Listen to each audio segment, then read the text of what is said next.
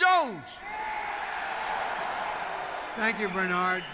Thank you, Larry. Thank HBO, Kerry Davis, Ross, and you. Thank you. And congratulations on a great fight.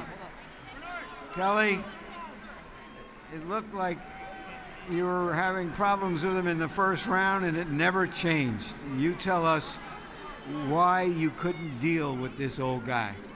First of all, he didn't fight like he was old. He had the movement and everything else, but, you know, I just couldn't get off tonight. I mean, with his movement, just, I don't know, like, I throw my jabs, my right hands, something was not ticking. I'm not making no excuses. The guy fought good and he gave me a lesson. Could it have been the weight? There are observers in this game who thought that once you started putting on weight, you would not be as quick or as strong over bigger fighters. I don't know. That could be a possibility, Larry. I really don't know. I was gonna say I didn't feel like me in there tonight. I felt like a sub-novice fighter in there tonight. Just everything. I mean, I couldn't even move. When I tried to turn southpaw and flick my right hand out, 99% of fighters that works on tonight, I just couldn't get it going. What was the lesson you learned that you just referred to? Yeah, I can't be getting myself in shape. I mean, I wasn't a bit winded at all throughout that fight. I mean, not one time was I tired. Just a lesson of, you know, go back to the drawing board and work on fighters that have lateral movement or something, you know. Can you change your style, and why should you? Or is this just a unique circumstance against a special fighter? I think it was a unique circumstance against a special fighter. And another thing is, you know, we spar guys that are real fast and slick like that. And I don't have that problem. I don't know what it was tonight, Larry. Like I'm saying, it's not an excuse. I mean, guy went out there and he did what he had to do, but it just wasn't me. I couldn't get off the way I want to. Was there too much focus on your having to look good or dominate him or even knock him out? I don't know. I think it was looking good. I think I was worried about that, but, you know, as the fight goes on, you throw it out the window. Then when you're behind on the scorecards, you just start going for the rounds, you know. So that was tossed out the window after the third round. We just tried going in there and keeping the punch rate up, but like I said, I couldn't even get off. I mean, even on the inside when we were clenched, I didn't have the energy to punch. Will you be happy to return to 160? Yeah, definitely. We're definitely going back to 160. We have the titles there, but you know, I ain't done it to higher weight classes either. So, you know, that one, you guys know how I am and how I fight. You know, as one loss in 35 fights against a lot of great fighters. I mean, who knows what the situation was, but that's only one loss. You know, a lot of these great time fighters have 5 or 6 losses. What do you think the reaction in Youngstown will be, where you've had such a great response and so much affection? I don't know. I mean, it's one loss. You know, we come back, we still got the titles.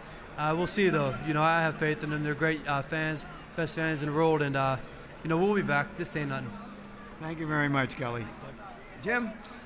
All right, Kelly Pavlik seemingly bewildered.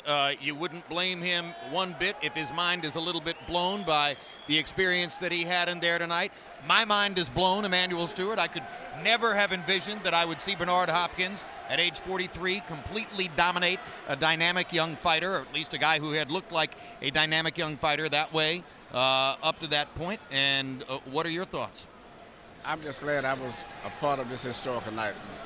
The performance by Bernard just still, I'm totally bewildered because he's never fought that way to me. Even when he was in his prime coming up, he did fight so early and so aggressive. He did everything perfect tonight. I know he's got other fights he's talking about. I know that's going to happen, but he could never do anything bigger than he did tonight. If he was stopped tonight, it would be one of the greatest things he could do. I know it's not going to happen, but he's on top of the hill right now. Nothing get any better than this. Do you think it was just a case of a bad matchup between Pavlik's attributes and Hopkins' attributes, or wasn't that a much better Bernard Hopkins than we've seen in the last few years? Like most answers, not just anyone. It was accumulation of things. First of all, Kelly Pavlik has always had problems with technical fighters. Fortunately, like Larry said, it hasn't been in the division, so he did what he's supposed to. But smart, crafty fighters that made him use his footwork was always been a problem. And also, I think the fact that Bernard was a much better fighter than was anybody expected. And then also Kelly Pavlik's camp really didn't respect Bernard enough. They were so focused on, since Kelly's like on a roll now, he's just steamrolling everybody. It's just what round we would knock him out in. It's not even a question about whether he can beat Bernard, and that was a major mistake. Pavlik seems unsure as to what is the lesson that he should have learned from this. I personally might suggest The lesson is don't go up 10 pounds in weight to take a fight that you don't need to take for much of any reason other than money. Larry?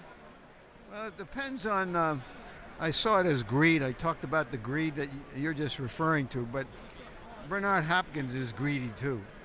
You know, he's greedy for more. He wants more victory, more fame, more adulation, more confirmation of just what he has achieved in the game. And of course, the money ain't bad either. He just bought a 17,000 square foot home on 5 acres. So he had the greed that he had turned out to be good. The greed that Kelly Pavlik and his advisors had, which was to try to put an old scalp on their belts, turned out to be very bad. Hopkins bought that home in foreclosure, of course, and his neighbor is Joe Biden.